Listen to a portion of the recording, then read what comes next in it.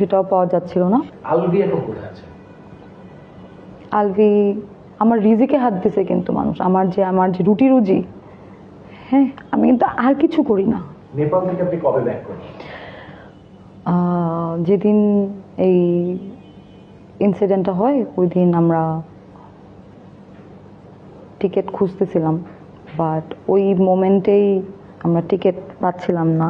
অনেকে বলতেছে যে নেপাল থেকে বাংলাদেশে আসতে বেশি সময় লাগে, সময় বেশি লাগে না, কিন্তু অ্যাটলিস্ট একটা টিকিট লাগে, হ্যাঁ প্লেনে একটা সিট লাগে, তো সেটা পেতে তো হয়, সেটা পাওয়া যাচ্ছিল না। এবং একটা টিকিটও খোঁজা হয়েছে যে অ্যাটলিস্ট আলভি যার ওয়াইফ সে অ্যাটলিস্ট ব্যাক করুক, বাকিরা আমরা পরের টিকিট নিয়ে আমরা আস্তে ধীরে ব্যাক করব, কিন্তু সেটাও পাওয়া যাচ্ছিল না। পরে ওই দিন তো আসলে ব্যাক করা যায় নাই।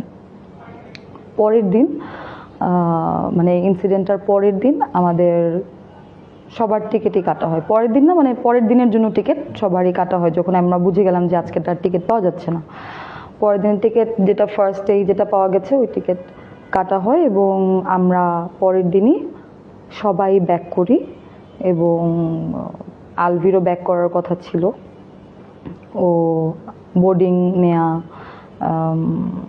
মানে যে প্রসেস থাকে এরপর এগুলো করা হয়েছিল, বাট লাস্ট মোমেন্টে কিছু ইনফরমেশন আসার কারণে আর আসে না। বাট আমরা টিমের বাকিরা যারা ছিলাম, মানে আমরা বাংলাদেশ থেকে বাকিরা যারা আর ছিলাম সবাই আমরা পরের দিন ব্যাক করেছিলাম। এটা একটা জায়গায় দেখলাম একজন ভুল ইনফরমেশন দিয়েছে, মেবি আমার একটা অডিও আজকে রিলিজ হয়েছে, আমি গতকাল বলেছিলাম দেখে অনেকে ভাবতেছে আমি 2 তারিখে রিটার্ন করেছি। 2 তারিখে না, আমি 1 তারিখে রিটার্ন করেছি।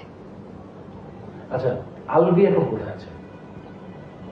আলভি এক্স্যাক্টলি এখন কোথায় আছে সেটা আমি জানি না। আমি ওকে লাস্ট নেপাল থেকে বিদায় নিয়ে আমরা বের হয়েছি।